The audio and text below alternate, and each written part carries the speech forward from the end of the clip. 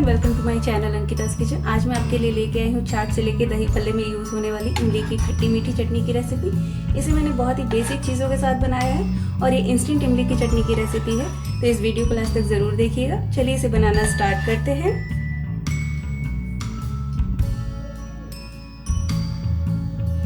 Instant चटनी बनाने के लिए मैंने यहाँ पे इमली को पहले 15 मिनट तक गर्म पानी में सोक किया, उसके बाद इसका पल्प निकाल लिया है। अब एक पैन में 1 कप पानी ऐड करेंगे और इसमें ऐड करेंगे ये गुड़। अब इसे हम मीडियम फ्लेम पे पकाएंगे ताकि गुड़ हमारा अच्छे से पिघल जाए। इसे मैंने 3 मिनट तक मीडियम फ्लेम पे पकाया है। गुड़ काफी अच्छे से पिघल गया है। अब इसमें मैं 4 से 5 लहसुन की कलियां ऐड कर रही हूँ। इससे टेस्ट बहुत ही अच्छा आता है। अगर आप लहसुन नहीं पसंद करते तो स्किप कर सकते हैं। अब इसमें मैं ऐड कर रही हूँ लाल मिर्च पाउडर ½ टीस्पून, जिससे इसका फ्लेवर काफी तीखा होगा। साथ ही मैं ऐड कर रही हूँ 1/4 टीस्पून काला नमक, pinch of regular salt, ½ teaspoon Poppy seed यानी खसखस।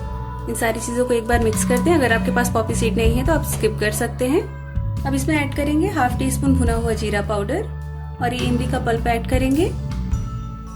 अब इसे मीडियम फ्लेम पे गाढ़ा होने तक हमें पकाना है। अगर आपके पास गुड़ नहीं है या गुड़ पसंद नहीं करते तो आप इसे चीनी में बना सकते हैं, लेकिन इमली और गुड़ की चटनी बहुत ही टेस्टी लगती है और साथ में हेल्दी भी होती है।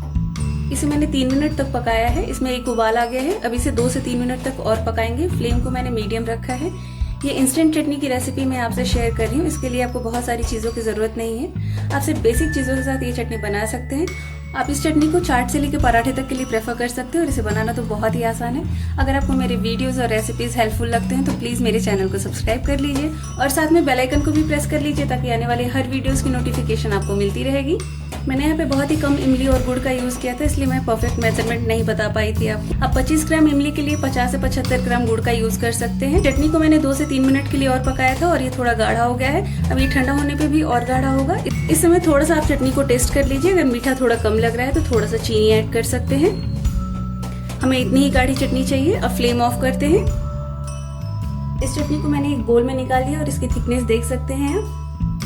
तो इस चटनी की रेसिपी को आप जरूर ट्राई करिए और अपना फीडबैक देना बिल्कुल ना भूलिए कि आपको मेरी ये रेसिपी कैसी लगी। Stay fit, stay healthy. Thanks for watching my videos.